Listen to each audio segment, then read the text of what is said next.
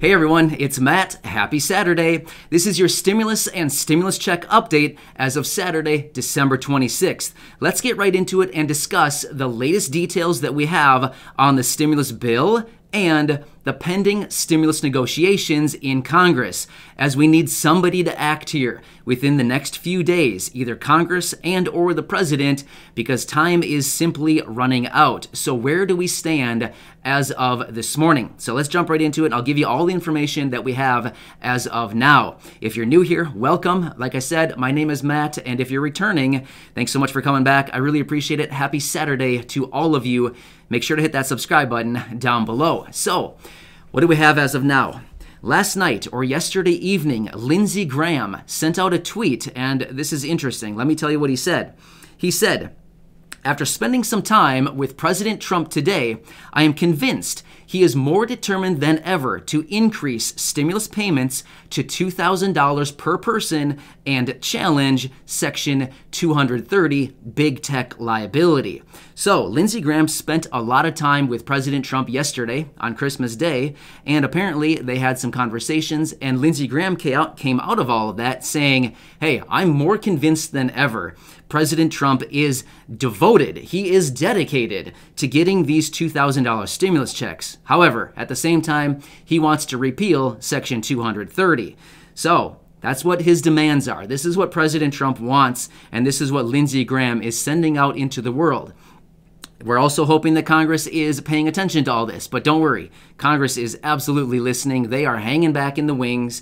Everybody, Mitch McConnell, Nancy Pelosi, Chuck Schumer, Kevin McCarthy, and everybody else, they are listening to what the president is saying and what he's not saying. That's also very important. You got to listen to what people are not saying as well. They're listening to all of this. They're taking it all in so that they can figure out how they want to respond to all of this. Here's what's interesting about this statement. The $2,000 stimulus checks and the repeal or the challenge of Section 230. What's actually interesting about this? So right now, like we talked about the other day, President Trump came out, he made his demands, what he wants of Congress. So right now, all eyes are on Congress. We're waiting for Congress to act. President Trump came out and made his demands. He told Congress exactly what he wants. Now, the tables have turned to Congress, and Congress needs to act. So Congress has the ball in their court right now. They need to act and or do nothing. Well, doing nothing would be probably the worst thing, but you never know what they're going to do. We have to kind of wait this out and see. However, here's what we have at our disposal right now. So with these demands that President Trump has demanded, $2,000 stimulus checks, they're in support by Democrats, but not necessarily supported by Republicans. The Section 230 is supported by Republicans, but not necessarily by Democrats. So we could look at this as a negotiation where we could turn out with a win-win type of situation where most negotiations should be negotiated that way, whereas we should kind of work on a win-win situation. We could look at this with Congress and say, hey, Congress, nobody's going to get exactly what they want. We already know this. Nobody's going to get everything that they want, but let's look at this as a negotiation and a compromise. Maybe Congress, if they put their thinking cap on for a minute, they could look at this and say, okay, President Trump has made a couple demands here. Here's what he wants. He wants $2,000 in stimulus checks for individuals, and he wants to repeal Section 230, the big tech liabilities. So you could say Republicans could reach out to Democrats and say, hey, Democrats, we're not really in support of $2,000 stimulus checks at the moment. However, we got a deal for you. We'll give you your $2,000 in stimulus checks, as the president is demanding, if you let us repeal Section 230. And Democrats may say, we don't like that, but it's a compromise. We might want to take it. Democrats might come back and say, hey, we kind of like that. We'll take your offer of the $2,000 stimulus checks, and we don't love the idea of repealing Section 230, but in the sense of compromise, we'll do it. So there you go. Democrats get what they want, Republicans get what they want, and everybody sails off into the sunset being happy. At the end of the day, what matters the most is President Trump gets his demands. He gets the $2,000 stimulus checks for individuals and the repealing of Section 230. Then we feel like that'd be perfect, right? It'd be a slam dunk for everybody to get exactly what they want. Well, I mean, they're getting what they want, but at the same time, really not getting what they want. You know what I mean? Like it's an even compromise. Everybody's coming together to kind of give and take, and then at the same time, get the result that the president is demanding. So you would think in a normal negotiation or a compromise that everybody would come together to their senses and say, this is the most obvious thing to do. Let's just do this, and then let's just move forward with our lives, and everybody gets what they want. And at the end of the day, who really benefits from this? Well, everybody benefits from all of this, but at the same time, Americans, the American people, ultimately benefit as well. You get the bigger stimulus checks, the $2,000, and then whatever President Trump, if he signs the bill, or if there's an amendment to the bill, or if there's a standalone bill for the $2,000 stimulus checks, however they would approach it, doesn't really matter. At least the rest of the provisions within the bill would be also going into action.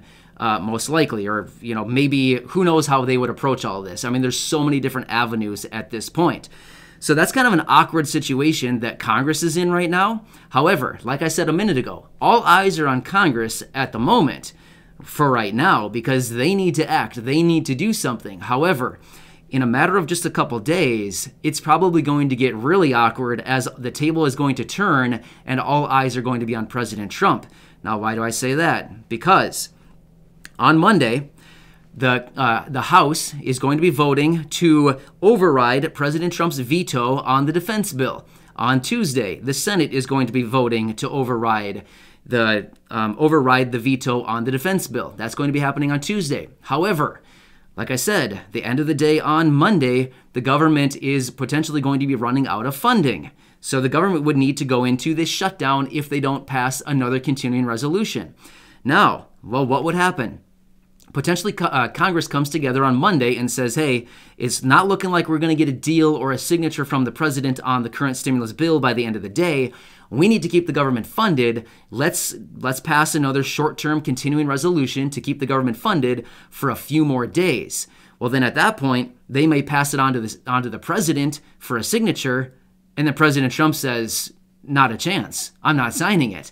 That's what I was saying. The tables will turn here in a couple days from all eyes being on Congress to, hey, Congress, you guys need to do something, to all of a sudden, hey, President, can we get a signature to keep the government funded at the very least while we continue to negotiate this out? And if he doesn't get what he wants, he might just look at it and say, no, you guys aren't getting what you want. You don't get this because you guys didn't give me my demands. Do you know what I mean? So at the time, Congress is, in the spotlight, but here in a couple days, it could be the president. So either way, it's getting to be a little bit awkward as we're literally running out of time as far as what we can do.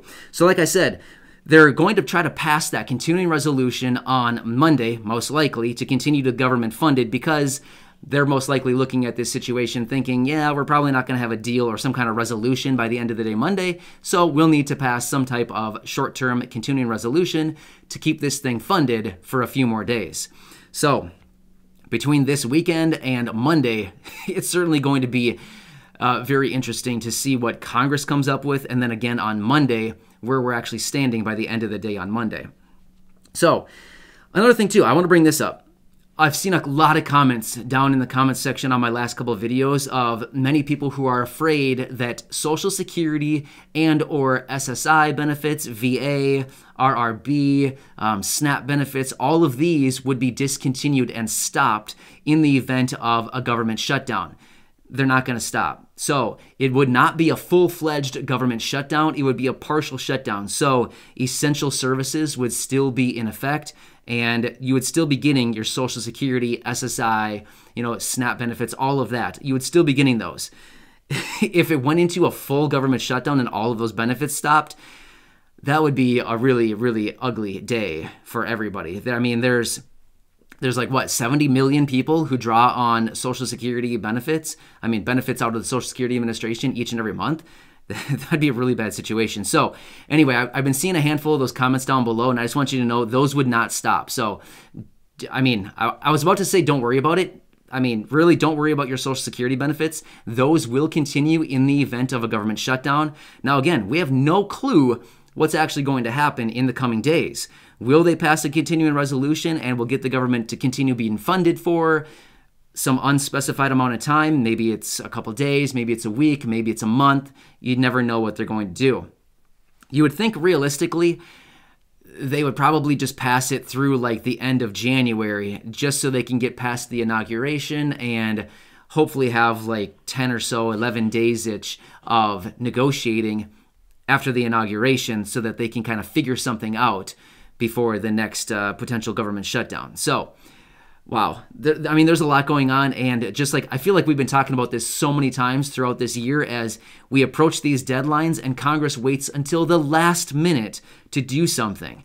You would think they'd learn by now, but clearly these people haven't learned at all. These people in Congress, they haven't learned at all that, hey, you guys need to be a little more proactive.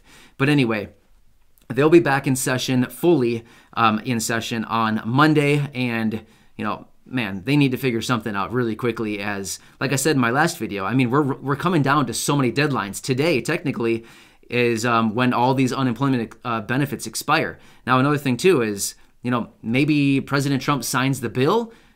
At this point, it's not looking likely, realistically, because it's not including what he wants. President Trump has a lot of things that he wants, his demands, and that stimulus bill does not contain what he's looking for, as in the $2,000 stimulus checks, the repeal of Section 230, you know what I mean? Like, it's not containing all that. So there's really no incentive right now for him to sign it.